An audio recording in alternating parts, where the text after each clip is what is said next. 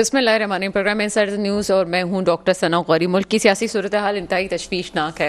राना सनाउल्लाह साहब कहते हैं कि मुल्क में इमरजेंसी लगने के ख़तरा बहुत ज़्यादा बढ़ चुका है। राना सनाउल्लाह साहब के बयान से पहले मुझे ऐसा लगता था कि शायद मुस्लिम लीग नून का जो बयानिया सामने आ रहा है और जो कुछ वो लोग कर रहे हैं और पार्लियामेंट में जिस किस्म की ज़ुबान इस्तेमाल कर रहे हैं, सुप्रीम कोर्ट को जानबूझ के उसके फैसलों को जानबूझ के हवा देना, उसको एक निशाना बनाना, जजेस को निशाना बनाना, ये बड़ी आम सी बात ही होता है जनाब। पाकिस्तान की तारीख में बहुत कुछ देखा गया है, तो शायद भी ये भी कोई हिस्ट्री का हिस्सा था और ये भी कोई ट्रिक थी कि जिसकी वजह से शायद दबाव की सूरत हाल होती। लेकिन राना सनाउल्लाह साहब के बयान के बाद मुझे लगता है कि वाकई जो कुछ सोचा था वो चाह रहे हैं कि ऐसा हो जाए। और क्या चाह रहे हैं जनाब? वो यही चाह रहे हैं कि अदलिया की नाफरमानी की जाए, और जाहिर सी बात है जब अदलिया की बात नहीं मानी जाएगी तो मौजूदा सिटिंग जो गवर्नमेंट के वजीर आजम हैं वो निशाना बनेंगे, और उनके निशाना बनने के बाद ना अहली पे मामला जाएगा और सियासी शहादत उनको मिल जाएगी। मुस्लिम लीग नून ने अपनी कहीं किसी हद तक इमरान खान साहब की बात ठीक भी है, शेरवानी पहनने के शौक में मुल्क के मामलात को अपने हाथ में ले भी लिया और पीपल्स पार्टी सही तरीके से खेल भी गई। और पीपल्स पार्टी का उसमें मौकफ यह है कि जनाब चूंकि मुस्लिम लीग नून की नुमाइंदगी ज्यादा थी तो उन्हीं का ही वजीर आजम होना चाहिए था, लेकिन मुल्क के मामला संभले नहीं उनसे। हुआ कुछ यूं कि मुल्क में गवर्नमेंट में पीडीएम के आने के बाद जितने केसेस को ख़त्म किया जा सकता था, नैब कवानीन को तब्दील किया जा सकता था, वो तमाम चीज़ें की गई, लेकिन मुल्क में बेहतरी के लिए कोई काम नहीं किया गया। ये ज़रूर कहा जाता है कि इमरान खान साहब के दौरे हुकूमत में इंटरनेशनली पाकिस्तान के इमेज को बेहतर करने के लिए इमरान खान साहब ने बड़ी कोशिशें की, लेकिन उन कोशिशों के नतीजे में जब एक इंडिपेंडेंट लीडर किसी भी मुल्क का, ख़ास तौर पर थर्ड वर्ल्ड कंट्री का सामने आता है तो उसको बहुत सी चीज़ें फेस करनी पड़ती हैं जिसका नुकसान मुल्क को भी होता है। और बाज़ औक़ात जो है वो, जिस तरह वज़ीर आज़म साहब, साबिक वज़ीर आज़म साहब कहते गए कि मुझे इन चीज़ों का नुकसान उठाना पड़ा, ये बहुत सारी चीज़ों में हम ये नहीं कह सकते कि हकीकत नहीं है। इसमें किसी हद तक हकीकत है कि इमरान खान साहब को इंटरनेशनल पॉलिटिक्स का भी निशाना बनाया गया था, लेकिन साथ साथ इसमें भी दो राय नहीं हो सकती कि इमरान खान साहब को आप सियासत का कोई मंझावा खिलाड़ी नहीं कह सकते। पाकिस्तान की सियासत में क्या होना चाहिए था, क्या नहीं होना चाहिए था, उस वक्त फैसले कैसे होना चाहिए था, और इवन ही कि इस वक्त भी इमरान खान साहब के फैसले मुल्क की बेहतरी की तरफ नहीं जा रहे। हम मानते हैं कि मुल्क में एक पॉपुलरिटी है, उनकी इमरान खान साहब की एक फॉलोवरशिप है, लोग चाहते हैं कि इमरान खान साहब आ जाए। 11 जमातों पे मुश्तमिल पीडीएम की हुकूमत किसी तौर भी बहुत ज़्यादा पजीराई नहीं रखती। उसके बावजूद अगर कोई ऐसा लीडर है जिसको आप वाकई लीडर कहते हैं, किसी पार्टी के रहनुमा की बात नहीं कर रही हूं मैं उसकी बात कर रही हूं कि जिसको आप लीडर कहते हैं और वो कौमों की के सामने खड़ा होता है, सीसा पलाई हुई दीवार की तरह खड़ा होता है, उस लीडर की क्वालिटी अगर आप कहें कि किसी के पास है तो ऐसा कुछ नजर नहीं आ रहा। और इसकी साफ सी बातें हमें ये 2-3 दिन में नजर आ गई। कल रात तक मुज़ाकरात हमें लगता था कि शायद कामयाब हो जाए। मैंने बड़ी पॉजिटिव ये बात की थी, 2 दिन पहले भी मैंने बड़े पॉजिटिव होकर इसको बात की थी कि चले जनाब कुछ तो बेहतरी की उम्मीद मुझे नजर आ रही है। लेकिन कल रात को ही उसका एक शाखसाना नजर आ गया जब पीडीएम की जमात के 3 रहनुमा सामने नजर आते हैं। वही कहते हैं जनाब बहुत सारी बातों पर तो बात हो चुकी है और इस बात पे इत्तफाक राय हुआ है कि मुल्क में एक वक्त में इलेक्शन होना चाहिए, लेकिन दूसरी तरफ उन्होंने कहा कि ये 14 मई वाली बात पे, डेट वाली बात पे अभी चीजें फिक्स नहीं हुई हैं। तो साफ सी बात ही जनाब मुज़ाकरात को नाकाम होना था।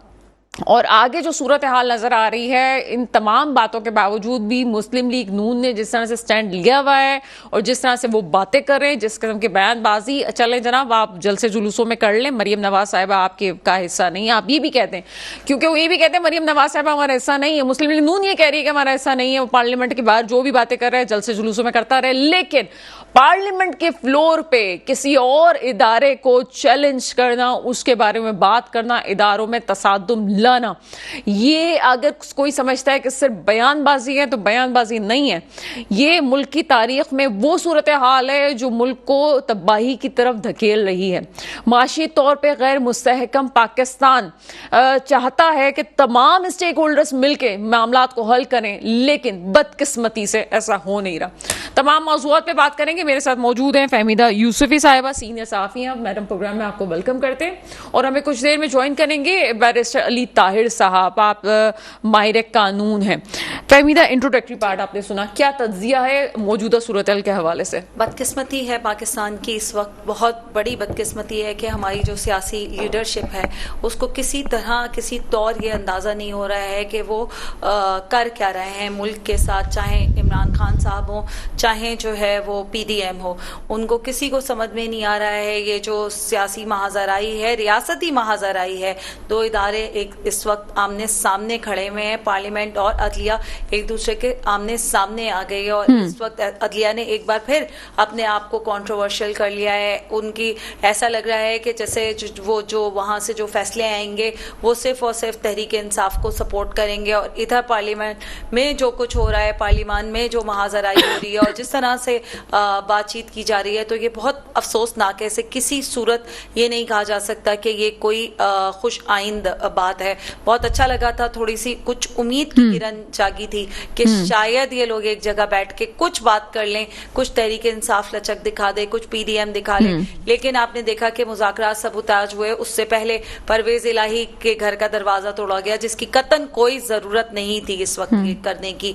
उसके बाद जो है फवाद चौधरी के बयानात आ रहे थे, यहाँ से जो है वो ख्वाजा आसिफ साहब ने जिस तरह धुआंधार तकरीर की है और अदलिया के हवाले से बात की है और जो कहा है कि हम तो अपने बाप दादा का हिसाब देते रहे हैं, बाप अपने आप को हिसाब दें, तो इंस्टिगेट बाकायदा किया जा रहा है और एक इस तरह से लग रहा है कि हुकूमत जो है वो जहनी तौर पर तैयार है कि अदलिया कुछ इस तरह का फैसला दे और सियासी शहादत जो है वो वजीर आजम की इस दफा नहीं हो सकती, क्योंकि इस दफा जो हमारी ये PDM है, जो इस वक्त जो सियासी लीडरशिप है, वो हालात भी मुख्तलिफ हैं और वाकयात भी मुख्तलिफ हैं और उन्होंने कवर जो है वो पार्लियामेंट का दिया हुआ है कि जी वजीर आजम को अगर अदलिया बुलाती है और उनसे बात करती है तो वो ये कहेंगे कि जी ये तो पार्लियामान का फैसला है। तो इस वक्त जो है वो अदलिया के सामने भी एक बहुत बड़ा क्वेश्चन है।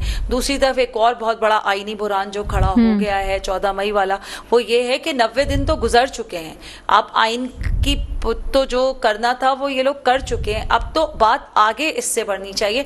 90 डेज आर ओवर और अब जो वहां पर निगरां सेटअप्स चल रहे हैं पंजाब में और KP में, वहां पे क्या होगा? 14 मई की तो अपडेट जो है वो वैसे भी वैलिडेट होती नजर नहीं आ रही है। तो बहुत इस वक्त जो है वो एक जो है दोनों तरफ वो खड़ा हो गया है और दूसरी तरफ अदालत में खुद जो रिफ्ट क्रिएट हो गया है इस सियासी बुरानबाजी की वजह से, जो हमने देखा है कि एक साइड पर जो है वो हमारे आने वाले चीफ जस्टिस साहब होंगे, जस्टिस काजी फाइज ईसा साहब, बिल्कुल एक लाइन ड्रॉ होती जा रही है। ये फुल बेंच नहीं बना, वो कंट्रोवर्शियल होता चला गया। मामला 63A की तशरीह से शुरू हुआ था और वो शुरू होते होते वो महाजराई यहाँ तक पहुंचाई है। तो इस वक्त पाकिस्तान की सिचुएशन बहुत बहुत खतरनाक है और इस वक्त इस सियासी क़यादत को, सियासी लीडरशिप को सोचना चाहिए, बैठना चाहिए, लेकिन लगता नजर नहीं आ रहा। और ऐसा ही हुआ कि जनाब हम ये सोच रहे थे कि हो जाएगा, कुछ बेहतरी की उम्मीद होगी, लेकिन वो ऐसा कुछ नजर आया नहीं। और मौजूदा सूरत हाल में आप ये कह सकते हैं कि माहिर कानून से ज़रूर इस हवाले से बात करनी चाहिए। बैरिस्टर अली ताहिर हमारे साथ मौजूद हैं, उनकी भी राय लेंगे। सर, प्रोग्राम में आपको वेलकम कर रहे हैं। जी, थैंक यू वेरी मच सना। साथ ही साथ हमें सफदर अब्बासी साहब ने भी ज्वाइन किया है, आपका ताल्लुक GDA से है। पहले अली ताहिर की तरफ जाएंगे। अली, क्या समझते हैं इस वक्त राना सनाउल्लाह साहब ने अभी एक निजी टेलीविजन पे बड़ी एक अहम बात की, उसकी कानूनी नौयत के हवाले से आप बताएंगे। वो कहते हैं चीफ जस्टिस के खिलाफ भी बात हो सकती है, उन्हें भी घर भेजा जा सकता है। ये बहुत बड़ी बात है, बड़ा स्टेटमेंट है। माहिर कानून की हैसियत से किस तरह से देखते हैं इस मामले को? बिस्मिल्लाहिर्रहमानिर्रहीम। देखिए, राना सनाउल्लाह साहब जो है, he is an accused in the murder of 16 people in model town. इनके खिलाफ आज तक एक रिट पिटीशन जो है पेंडिंग है, जिसमें जो एग्रीव पार्टी है उसने कहा है कि ये 62(1) पे पूरा नहीं उतरते। और मेरा ख्याल है कि ये, to be very honest, Supreme Court जो है वो मेरे लिए इतनी मोहतरम है जितनी मेरी अपनी माँ मेरे लिए मोहतरम है, क्योंकि वो एक ऐसा इदारा है जिससे मैं मुंसलिक हूँ और चीफ जस्टिस साहब जो हैं वो हमारे सिपा सलार हैं, वो हमारी रेड लाइन है। लेकिन मैं आपको ये बताता चलूं कि मैं बहुत ज्यादा डिसअपॉइंट हुआ हूँ कि जिस तरह से बदतमीजी का एक तूफान जो है वो आया हुआ है। मुझे याद है कि इफ्तिखार हुसैन चौधरी साहब और साकिब निसार साहब चीफ जस्टिस होते थे, तो ये क्यों नहीं इनके मुंह से निकलती थी, इनको शाम सूंघ गए थे जिस वक्त वो तलाल चौधरी और दानियाल अजीज को डिस्क्वालीफाई किया था, और ये जो निहाल हाशमी थे ये कुछ दिन जेल में गए थे, तो राना सनाउल्लाह भी कुछ नहीं बोलते थे, ख्वाजा आसिफ भी कुछ नहीं बोलते थे, और ये बड़े यानी कि एहसान फरामोश किस्म के लोग हैं। और यही चीफ जस्टिस पाकिस्तान थे जिन्होंने सो मोटो नोटिस लेके और एक डिसॉल्व असेंबली को रिस्टोर किया, रात को 12 बजे वोट ऑफ कॉन्फिडेंस कराया, जिसके नतीजे में आज राना सनाउल्लाह इंटीरियर मिनिस्टर हैं। अली मैं आपको इंटरप्ट करूंगी यहाँ पे। एहसान फरामोशी की बात तो एक तरफ रह गई, मैं कानूनी हैसियत पूछ रही हूँ कि क्या मतलब ये इस तरह से जो बात की जा रही है। मैं उसी की तरफ आ रहा हूँ, लेकिन मैं शायद मैं थोड़ा सा बैकग्राउंड देना चाह रहा हूँ, फिर शायद मेरी बात में ज्यादा सेंस बनेगी। मैं ये कह रहा था कि इसी तरह ख्वाजा आसिफ साहब हैं, वो जियो न्यूज पे बैठ के कल यही बात कर रहे थे कि हम नहीं मानेंगे, तो मुझे याद है कि वो ख्वाजा आसिफ साहब हैं जिन्होंने उसी जियो चैनल पे बैठ के उसको गद्दार डिक्लेयर किया था, और जिससे कि डिस्क्वालीफाई इनको असर मिनल्ला साहब ने किया था, तो उमर अताब बंदयाल साहब का बेंच था जिन्होंने इनकी जो डिस्क्वालिफिकेशन है वो हटाई, और इनका सबमिशन कोर्ट के सामने ये था कि मेरा केस नवाज शरीफ से बिल्कुल मुख्तलिफ है, नवाज शरीफ करप्ट है क्योंकि वो पनामा में पकड़ा गया है, इकामा में मैं सिर्फ इकामा में पकड़ा गया हूँ, इसलिए मैं नवाज शरीफ की तरह करप्ट नहीं हूँ, और वहां से ये डिस्क्वालिफिकेशन से बचे थे। तो ये पिटी पॉलिटिशियंस के जिनकी वजह से ये इंस्टीट्यूशंस को टारगेट करते हैं, और कोई वजह नहीं है। ये पार्लियामेंट कर रहे हैं, ये पार्लियामेंट किससे क्यों नहीं पूछते कि आदमी तरमीम किसने पास की थी? उस वक्त ख्वाजा आसिफ के जो वालिद साहब थे वो पार्लियामेंट का हिस्सा थे, ये तो 7 तरमीम जो है किसने पास करवाई थी? और मुशर्रफ को जो है बेहद इख्तियारात दे दिए गए थे। क्या हमें ये सुप्रीम कोर्ट के रोल को पूछते हैं, क्या इनको याद नहीं? और आज ये पार्लियामेंट अगर आइन तोड़ रही है तो आइन कहता है कि पार्लियामेंट कानून भी ऐसा नहीं बना सकती जो आइन के से मुतसादिम हो, तो रेजोल्यूशन की तो पीछे कोई हैसियत बचती ही नहीं है। बात बड़ी सिंपल। एक मिनट मुझे फिर क्लियर करे, मैं भी अपनी नॉलेज में इजाफा करना चाहती हूँ। कानून भी नहीं बना सकती, अमेंडमेंट तो दूर की बात है, कानून भी नहीं बना सकती। वो कानून ही अनकॉन्स्टिट्यूशनल होगा जो इन वेरिएशन ऑफ द कॉन्स्टिट्यूशन होगा। और हमें याद है कि नवाज शरीफ साहब किस तरह जो है चढ़ के ऊपर पोडियम पे बातें करते थे कि यूसुफ रजा गिलानी तुम्हें घर जाना पड़ेगा, ये इंसानों की बस्ती है, जानवरों की बस्ती नहीं है। भेज दिया ना उनको। इंसानों की बस्ती को क्यों जानवरों की बस्ती ये बनाना चाहती है, जब आइन के अंदर 90 डेज लिखा है। किसी सुप्रीम कोर्ट के जज ने, किसी हाई कोर्ट के जज ने ये नहीं कहा कि 90 दिन में इलेक्शन नहीं होने, सबने ये लिखा है। तो अपने फैसले में, मंसूर अली शाह साहब के अपने फैसले में ये लिखा है कि इलेक्शन 90 दिन में होने चाहिए। सिर्फ उन्होंने सवाल किया है कि चूंकि ये ऑलरेडी लाहौर हाई कोर्ट के सामने कंटेम्प्ट प्रोसीडिंग पेंडिंग थी, तो क्या क्यों बदल लेना चाहिए था या नहीं। इस बात पे झगड़ा नहीं है कि 90 दिन के अंदर इलेक्शन होना है, ये कॉन्स्टिट्यूशन को ब्रीच कर रहे हैं, और इनकी यही हमारे मुल्क के सियासतदानों की एक छोटी सोच है, ये जिसकी वजह से कॉन्स्टिट्यूशन को बार बार ब्रीच करते हैं, और जिसकी वजह से वो फिर आइन जो है वो पनप नहीं पाता। लेकिन इनको ये नहीं पता कि जिनकी सपोर्ट के ऊपर ये आज सुप्रीम कोर्ट से फड्डा कर रहे हैं और कॉन्स्टिट्यूशन को ब्रीच कर रहे हैं, कल जब वो इनका बिस्तर गोल करेंगे तो फिर ये उसी सुप्रीम कोर्ट के सामने भागेंगे। जिस तरह इमरान खान ने हर तरह से अदालतों को टारगेट किया असेंबली रिस्टोर होने के बाद और वोट ऑफ नो कॉन्फिडेंस होने के बाद, लेकिन आज उन्हीं अदालतों से जाकर रिलीफ ले रहे हैं, तो कल को ये भी यही करेंगे, और ये history is witness to it. Otherwise इसकी कोई ऐसा कानूनदान नहीं है मुल्क के अंदर जिसको आप जेन्युइन सिंसियर कानूनदान के एतजाज एहसन साहब ले लें, लतीफ खोसा साहब ले लें, कोई ऐसा बंदा मुझे नहीं मिल रहा। अच्छा अली इसको मुख्तसर करते हैं, नाज़रीन के लिए थोड़ा सा आसान करते हैं। मुझे ये बताएं कि मरियम नवाज साहिबा ने चैलेंज कर दिया, तो कल हम जलसे में सुन रहे थे, वो चैलेंज कर रही थी कि पार्लियामेंट का ही की बालादस्ती होगी। ये बालादस्ती आइन की होती है, सुप्रीम कोर्ट की होती है, या फिर जो है वो पार्लियामेंट की हो रही है? मुझे ये समझ में नहीं आ रहा कि अगर अमेंडमेंट की बात हो रही है तो 2/3 मेजोरिटी की अब तो खत्म ही हो गया सिलसिला। पहले हम सोच रहे थे कि इमरान खान साहब असेंबली में जाएंगे तो 2/3 मेजोरिटी वाला मसला हल हो जाएगा, फिर पार्लियामेंट की बालादस्ती कैसे हो सकती है? वो जो 3 रुकनी बेंच बनाने के खिलाफ चुनाव जो है कमेटी बनने जा रही है, उसके बाद ऐसा कुछ हो सकता है कि जनाब कोई उन जजेस के खिलाफ भी कोई पार्लियामेंट एक्शन ले ले? Absolutely not. मैं आपसे जरा जो पहले वाला सवाल है उसको भी इसके साथ मिलाना चाहता हूँ। चीफ जस्टिस को छोड़िए, किसी हाई कोर्ट के जज को भी हुकूमत रिमूव नहीं कर सकती। उसका तरीकाकार सिर्फ और सिर्फ सुप्रीम जुडिशल काउंसिल के जरिए है और कोई तरीकाकार नहीं है। और उसका जो रेफरेंस है वो हुकूमत फाइल नहीं करती। काजी फाहिद ईसा के केस के अंदर और इफ्तिखार हुसैन चौधरी के केस के अंदर ये बात जो है कंप्लीटली स्टेब्लिश हो चुकी है कि रेफरेंस सिर्फ और सिर्फ सदर दायर करता है। और आरिफ अलवी जो है, मैं नहीं समझता कि वो कोई रेफरेंस दायर करेगा। Number 2, Maryam Nawaz to talk on matters of the courts and of the law, she is a nobody, she speaks absolute nonsense. मैंने उनको बात करते हुए सुना है। एज अ वकील हो सकता है कोई ले पर्सन उनकी कोई हमायत कर दे। एज अ वकील उनकी बात सुन के मेरा कभी कभार तो जहर पी के खुदकुशी करने को दिल करता है कि ये पाकिस्तान के साथ हम कर क्या रहे हैं।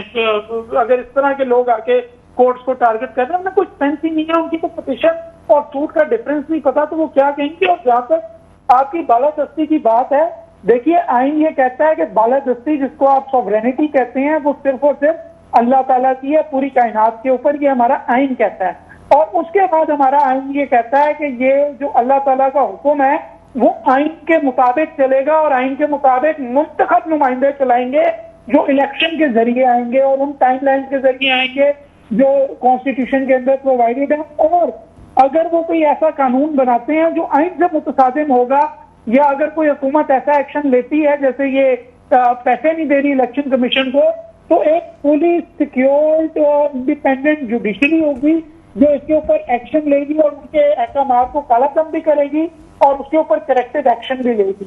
ये सारी बालादस्ती की जो है वो कहानी है और कोई किसी एक ऑर्गन को दूसरे ऑर्गन के ऊपर बालादस्ती नहीं है। हाँ, अगर आप प्रैक्टिकली सवाल पूछ लें तो फिर वो मैं कह देता हूँ कि असल जो बालादस्ती इस मुल्क में रही है वो कैंटोनमेंट वालों की रही है। और शायद आज भी जो है शायद अपनी जो इलेक्शन नहीं हो रही कॉन्स्टिट्यूशनल टाइमलाइन में, हालांकि सुप्रीम कोर्ट के ऑर्डर्स भी मौजूद हैं, ये भी शायद उसी एक प्रैक्टिकलिटी की एक करी है। बट जो थियोरेटिकल बात है वो ये है कि मुल्क में सिर्फ और सिर्फ आइन के मुताबिक चले। बहुत शुक्रिया अली ताहिर साहब हमारे साथ मौजूद थे। बातें बहुत जल्दी और बहुत कुछ कह गए। मसला ये है कि कल भी हमारे प्रोग्राम में कर्नल साहब मौजूद थे, उन्होंने भी एक बात कही थी कि जनाब सबसे पहले अदलिया के ऑर्डर्स को मानना ज़रूरी है, बाकी सारी बातें बाद में आती हैं, अमेंडमेंट भी बाद में आता है सब कुछ, लेकिन जो इस वक्त चीफ जस्टिस साहब का फैसला है उसके ऊपर सर झुकाना सबके लिए पहले अवलीन तरजीह होनी चाहिए। एक छोटा सा ब्रेक है, ब्रेक के बाद मजीद अपने गेस्ट से बात करते हैं।